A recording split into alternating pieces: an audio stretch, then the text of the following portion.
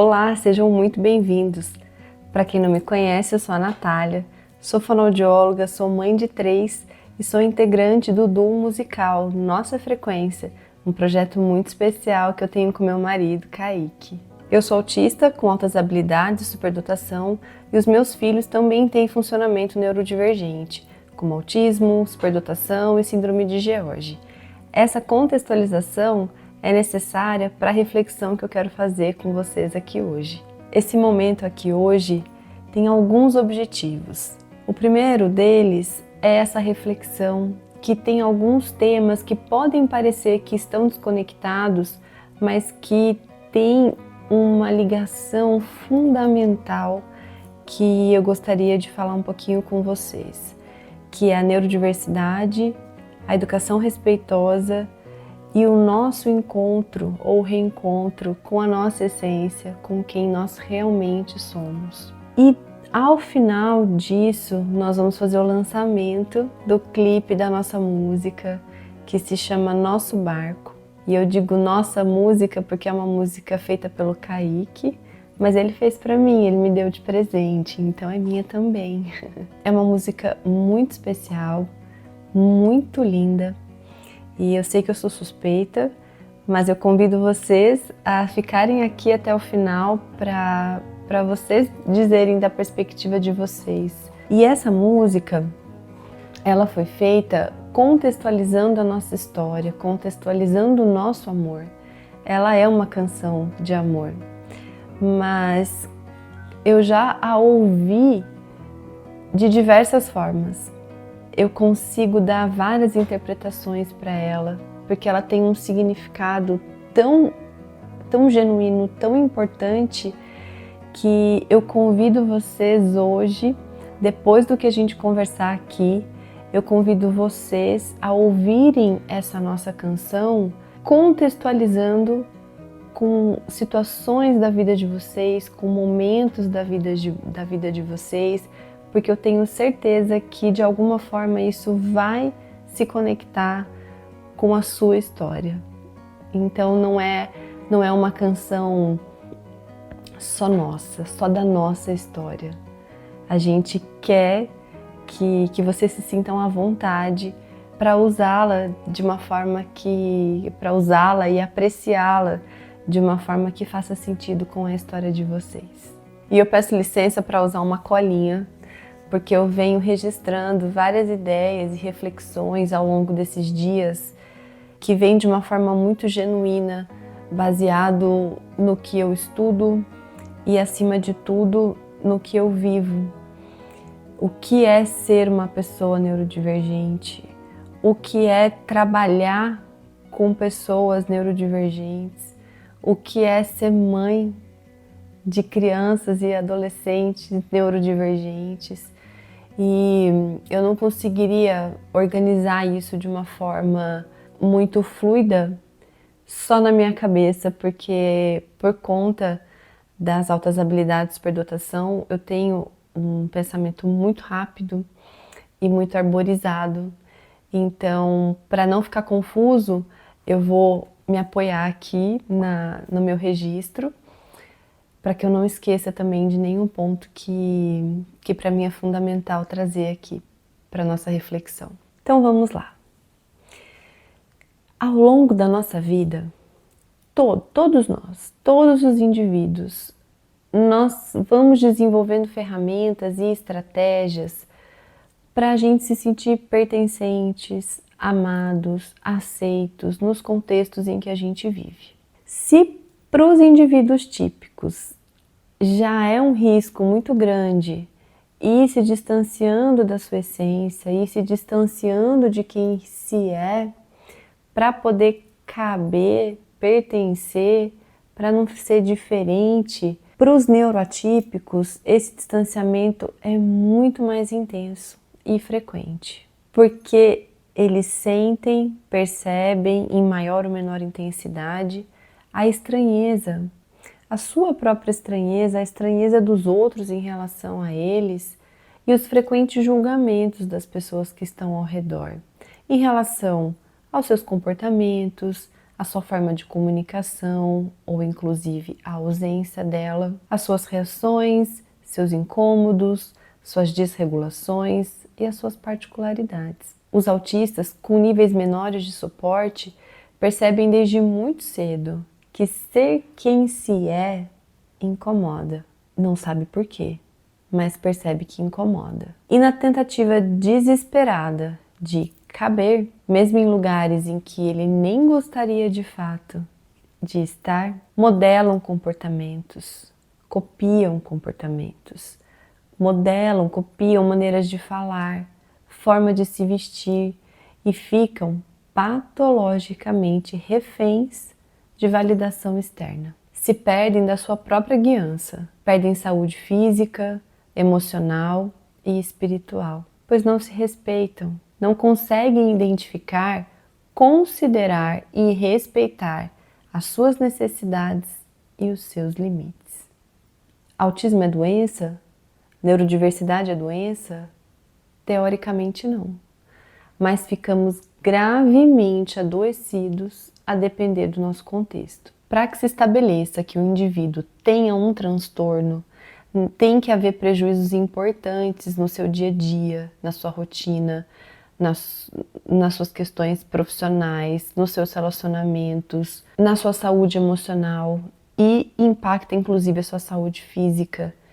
Então não são algumas características, não são aspectos de personalidade, não são questões que, se tiver boa vontade, se você fizer um pouquinho de esforço, fica tudo bem. Não fica. Esse tipo de julgamento e cobrança que é tão naturalizado na sociedade faz com que, além do indivíduo com uma neurodivergência, já por si só se sentir não pertencente, sentir que ele não é aceito como ele é, sentir que ele precisa aprender comportamentos, aprender falas, aprender a estar ali de um jeito que não é o natural dele, ele vai carregar uma culpa muito grande por se sentir ingrato, egoísta, preguiçoso, de se esforçar pouco para atender às demandas das pessoas, as expectativas das pessoas, sendo que essas demandas já estão assim muito além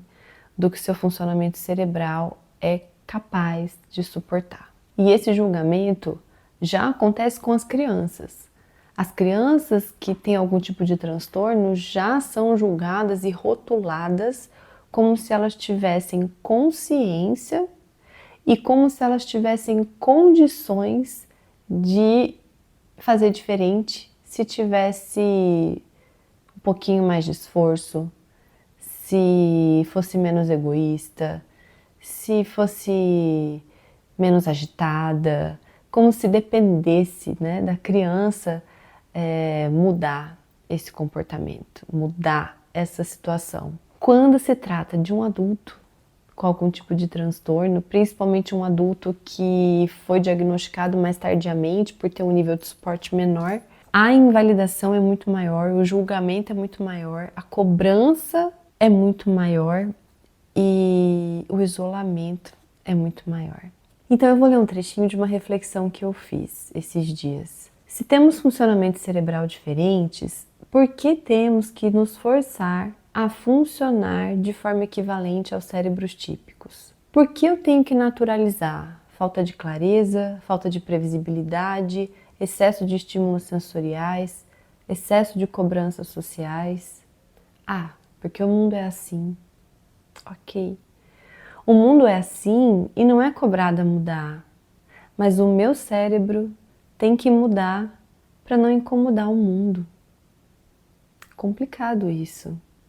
E aí, dá para a gente entender, compreender o porquê da incidência de pessoas neurodivergentes deixarem de existir. E nessa questão, a gente pode pensar tanto pelo sentido literal como figurado, porque a ideação suicida é muito mais alta em pessoas com algum tipo de neurodiversidade. O suicídio tem uma incidência maior, mas tem essa questão que a pessoa deixa de existir no sentido de que ela vai se distanciando de quem ela é, do que ela gosta, do que ela precisa, de onde ela se sente bem. Ela vai deixando de considerar tudo isso, vai se afastando dela mesma, porque não tá dando bom isso.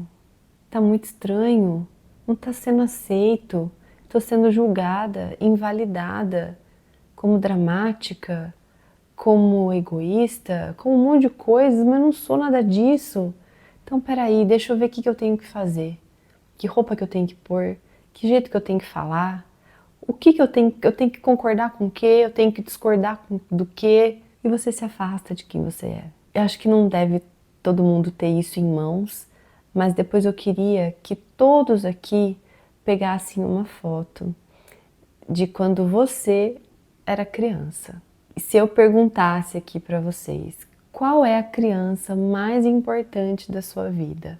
Frequentemente a gente pensaria, né, nos nossos filhos, nos nossos sobrinhos, nos nossos netos, enfim, nos nossos alunos, mas a criança mais importante da sua vida é a sua criança, é você. É um exercício muito legal, é a gente ter sempre em mãos ou no nosso celular uma foto de quando a gente era criança. Porque nesses desafios do dia a dia, nessas coisas que nos pegam, a hora que a gente olha para nossa criança e começa a pensar o que ela queria, o que ela almejava, o que ela sonhava, o que ela gostava de fazer, é ali, as respostas estão todas lá. Então eu convido vocês a fazer esse exercício de achar uma foto e olhar para essa criança e lembrar que apesar dessa criança ter sido rotulada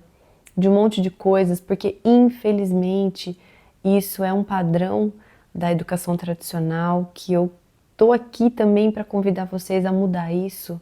Ninguém é uma coisa ou outra, ou outro ou outra. Nós somos um misto de coisas, de potências e de dificuldades. E nós somos um misto de sentimentos, de sensações. E um dia eu posso estar brava, outro dia eu posso estar amorosa, outro com alguma pessoa, eu posso ser afetuosa com outra pessoa, eu posso ser mais séria. Nós somos muito mais do que um rótulo, muito mais do que uma caixa. Então, olhe nos olhinhos daquela criança e faça esse exercício. E veja se você está afinado com aquela criança ou se você já nem reconhece mais ela dentro de você. Eu só queria voltar um pouquinho naquela reflexão do deixar de existir, porque eu escuto com muita frequência que o autista gosta de ficar sozinho.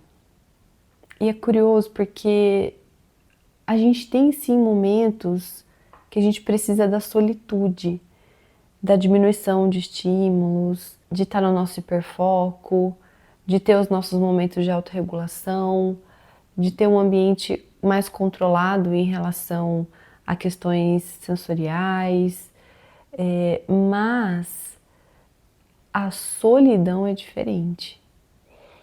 A solidão não é uma opção. A solidão é a falta de opção, porque a gente cansa de lutar contra o mundo, a gente cansa de camuflar comportamentos e para estar ali em muitos ambientes com muitas pessoas sem poder colocar suas necessidades, colocar os seus limites, gera uma sobrecarga muito grande. E é onde vem as comorbidades, onde vem comorbidades emocionais e físicas, é onde vem as crises, um cansaço, uma fadiga muito grande que a gente sente no corpo, que não é uma coisinha assim, passei o dia socializando, agora eu vou aqui descansar um pouquinho, tá tudo bem. Não, são 3 dias, às vezes de enxaqueca, de questões gastrointestinais, cabeça fica muito bagunçada, é uma fadiga extrema, é uma fadiga que te compromete depois a tua rotina dos próximos dias. Então, como tem essa questão tão grande do julgamento e da invalidação, a maioria prefere não se indispor. mas aí acaba se isolando. Então a solidão, ela existe e é diferente da solitude. Não é porque o autista gosta, é porque ele se vê mesmo sem ferramentas para que isso seja diferente. Cada indivíduo tem a sua história de vida, mas historicamente, culturalmente, a criança não tinha que querer, não tinha que sentir, não tinha que escolher.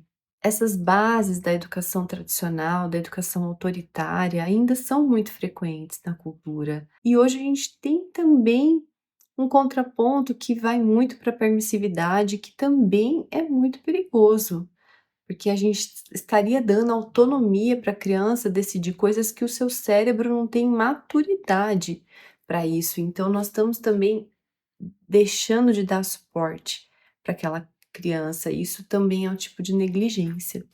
Então eu convido vocês a gente fazer uma reflexão para a gente tentar vir para o centro, desconstruir questões da educação tradicional, com muito cuidado de não cair na permissividade. Então a gente tem que vir se aproximando para um centro que é a educação respeitosa, que é onde nós vamos olhar para aquela criança a partir de quem ela é, a partir do seu funcionamento, não a partir do que eu espero que ela seja, do que eu preciso ensinar para ela. A gente coloca às vezes de uma forma muito unilateral, muito hierárquica. Eu sou adulto, eu preciso ensinar, eu que sei, é assim que faz. E aquela criança? E se o processamento sensorial dela for diferente do seu? E se os talentos dela forem diferentes do seu? E se o que importa para ela é diferente do que importa para você? Quando a gente não considera isso, a gente começa a querer consertar aquela criança. E isso é um grande risco. É um grande perigo para a saúde emocional desse indivíduo. A educação respeitosa é fundamental para todos, mas para mim tem uma importância ainda maior na neurodiversidade. Só dessa forma eu entendo que somos capazes de identificar nossas necessidades e a necessidade de nossas crianças para desenvolvermos sim habilidades, porém habilidades que de fato nos importam. Não para atingir gráficos, notas, não para critérios de comparação na sociedade, não para dizer que fulano tá tão bem que nem parece autista. Aliás, que irônico.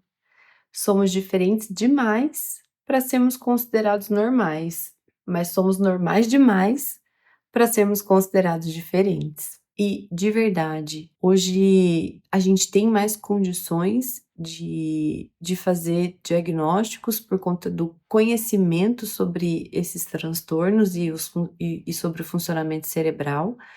Então, é inegável que isso é muito positivo, principalmente para o indivíduo se reconhecer como ele é, como ele funciona. Eu, por muito tempo, eu dizia que o diagnóstico nem era tão importante assim. E hoje eu vejo como foi fundamental para mim e para os meus filhos. Para quê? Para a gente se vitimizar, para a gente justificar de forma alguma, mas para a gente se responsabilizar e se conhecer. A partir do momento que eu me conheço, a partir do momento que eu sei como eu funciono, eu vou me autorresponsabilizar por esse processo. Eu vou buscar opções, caminhos que façam sentido para mim, que façam sentido para os meus filhos.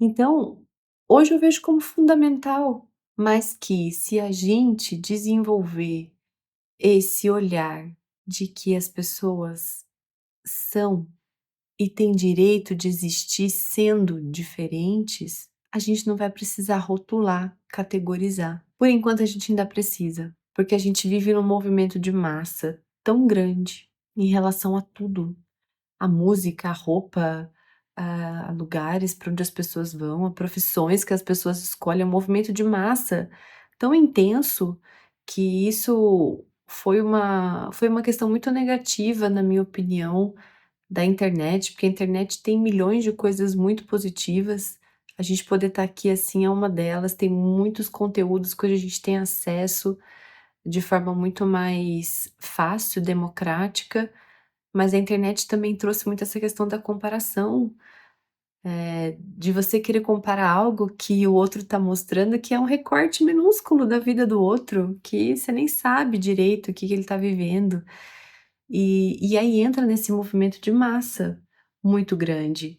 E aí a gente precisa desse respaldo, dessa identificação do nosso funcionamento, de ter um nome para o nosso funcionamento, para a gente ter o direito de não pensar igual, para a gente ter o direito de não sentir igual, para a gente ter o direito de não querer as coisas que a maioria está querendo. Do contrário, o isolamento vem ainda mais intenso. Mas se a educação tradicional é transgeracional e cultural, como fazer diferente? Dá uma insegurança, né? E se eu não tenho filhos? E se meus filhos já são adultos? Eu te digo, sempre é tempo de aprender, sempre é tempo de fazer diferente. Aprenda primeiro para você, entenda a sua história, colha a sua história, identifique suas dores, identifique suas sensações. Olhe para os olhinhos daquela criança, daquela foto que eu pedi para vocês encontrarem. Assuma que você não dava conta sozinha. É difícil a gente dar o que a gente não teve. A gente sente muito medo de estar fazendo errado. A gente se perde nas nossas dores, nas nossas feridas. Mas, em primeiro lugar, pare de negar que isso é passado, que isso não importa mais, que o que foi já foi.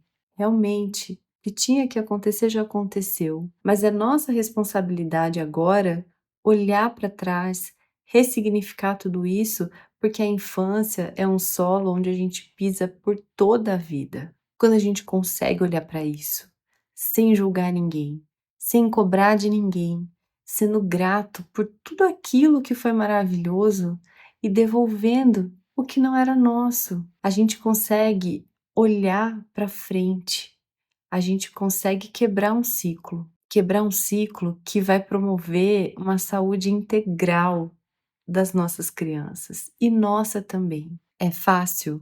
Não. É rápido? Não. Dói? Dói.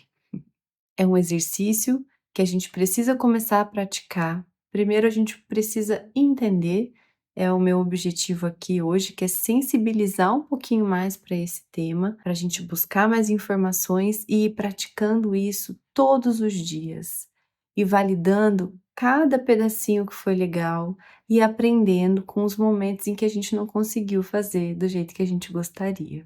E como eu disse, todos esses temas para mim estão muito interligados e eu queria puxar o gancho, como eu já falei da educação respeitosa, falei um pouquinho da neurodivergência, eu queria contar o que isso tem a ver com o nosso barco, né? Que é a nossa canção. Quando eu conheci o Kaique, eu não sabia do meu diagnóstico, eu não sabia sobre educação respeitosa, não sabia sobre comunicação não violenta, não entendia que as pessoas podiam viver, sentir, pensar de formas diferentes, sem serem piores ou melhores que as outras. Eu passava uma imagem de pessoa segura, consciente da minha vida e muito bem resolvida. Mas o Kaique me descrevia como uma pessoa sensível, atenta, empática e insegura. Foi a primeira vez que eu me permiti me vulnerabilizar, que eu não fiquei revoltada com ele, porque ele me dizia isso com tanto afeto, com tanto respeito, identificando tão bem os meus sentimentos, validando as minhas percepções e acolhendo as minhas desregulações. E eu fiquei muito confusa na época, lembrando que os autistas têm dificuldades, né, na leitura da intenção dos outros. São presas fáceis para relacionamentos tóxicos e abusivos, então eu sempre fui uma pessoa muito desconfiada. Cognitivamente, racionalmente, eu não queria levar o nosso relacionamento adiante, mas era inexplicável o que me fazia ficar. Com gentileza e com firmeza, o Kaique me viu, me enxergou. Ele me reconheceu antes de mim mesma. É como se ele dissesse, tá tudo bem, pode tirar essa armadura, você é melhor sem ela.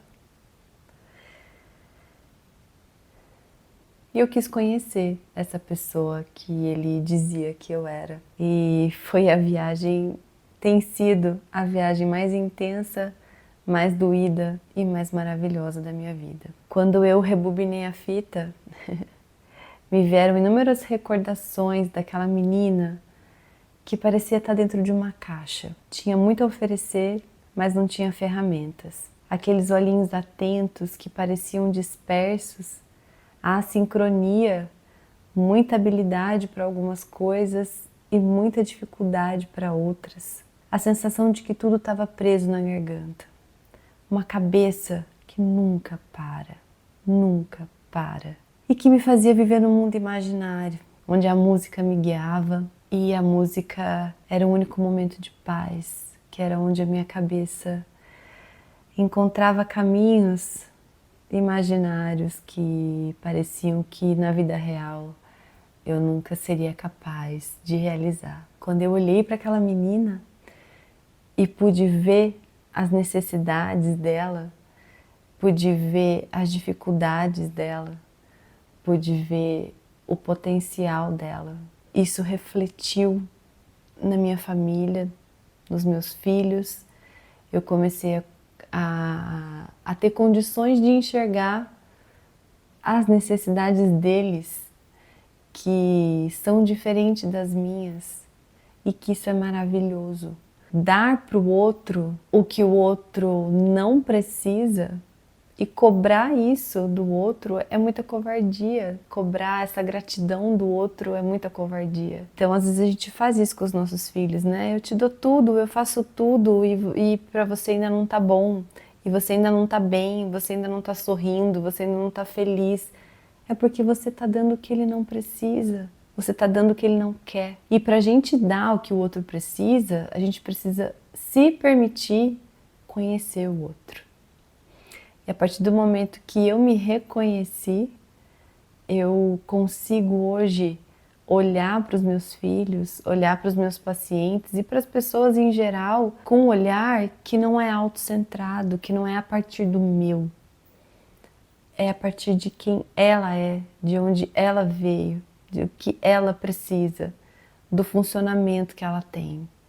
Isso é muito maravilhoso, por isso que para mim tá tudo muito interligado. Não é só falar de neurodivergência, só de relacionamento, só de música, só de criança, só de educação. Não é. É tudo. É um movimento de como se fosse aquelas ondas sonoras, assim, onde vai levando tudo para o mesmo lugar. Parece que as coisas começam a fazer muito mais sentido, dá muito mais propósito para a nossa vida.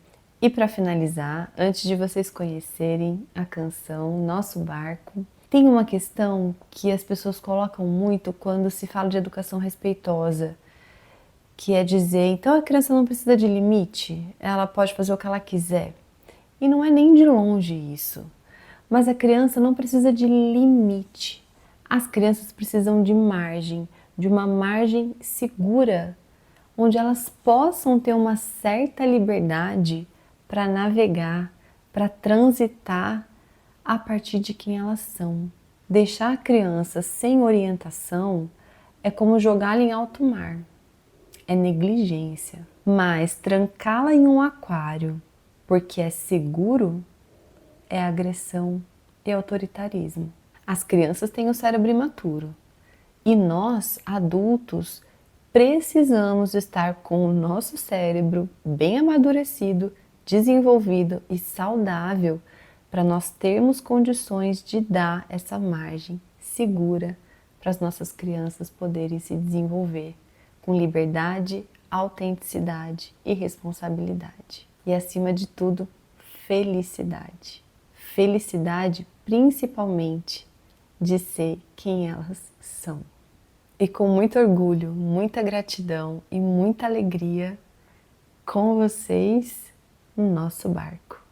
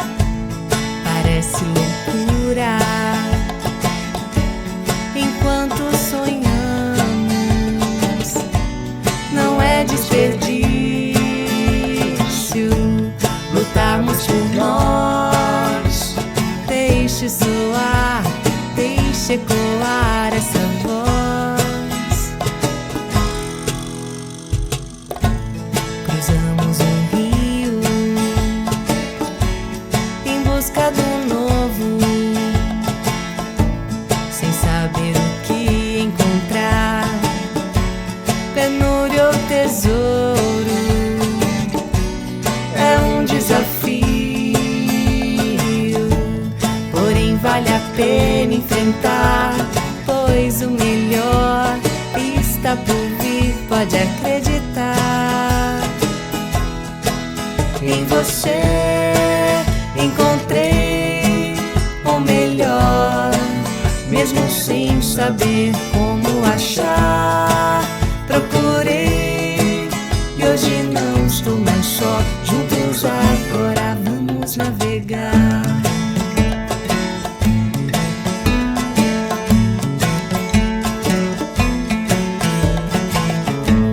Nem sempre águas calmas estão à nossa espera.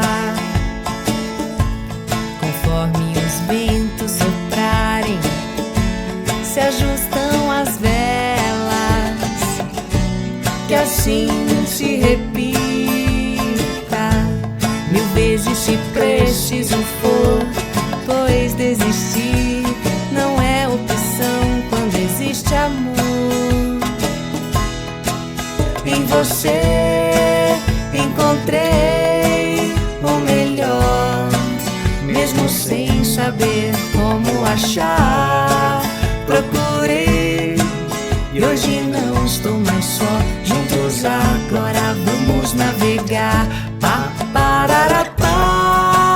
Em você encontrei o melhor, mesmo sem saber como achar. Procurei e hoje não estou mais só. Juntos agora vamos navegar.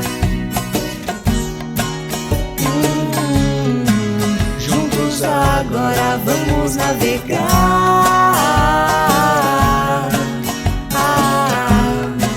Juntos agora vamos navegar.